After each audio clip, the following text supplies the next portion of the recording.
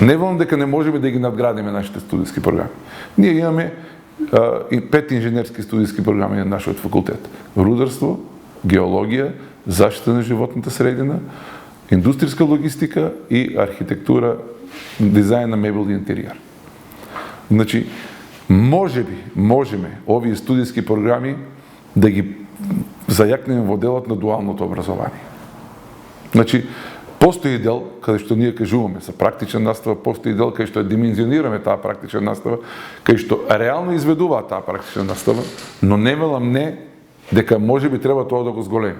Пред короната имавме добро поставена, зборувам за мојот факултет, добро поставена пракса. Таа пракса е од 77 година, не од вчера кај нас. Значи, ние комуницираме на дневна основа со стопанството.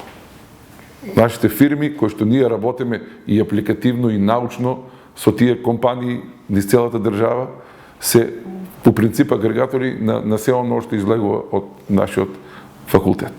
Значи, во принцип имаме одлична соработка за практична настава. Имавме порано центар во Прилеп, центар во Штип.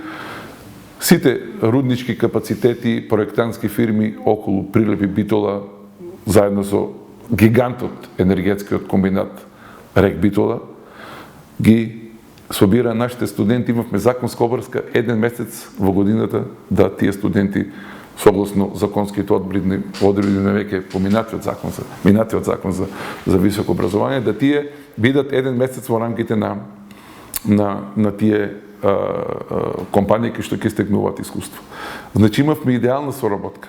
Ние не запишуваме огромен број на студенти реално и нема потреба од огромен број на рударски и геолошки инженери. Меѓутоа, со поддршката што ја дава во прва година на универзитетот Гоце Делчев на ново запишаните студенти кои што имаат добар просек или се прво запишани на листите на универзитетите, во прва година на тој начин поддржуваме нашите студенти. Од втора година веќе добиваат стипендии од компаниите каде што аплицираат за нивните стипендии. Значи, тука се имаме практични многу добри примери со САСА, со Бучим, сегашен Боров дол. Имаме многу добра комуникација со електростопанство на Македонија. Сега подпишавме нови договори директно со подружницата на РЕК Битола во Битола, значи со мермерен комбинат Прилеп.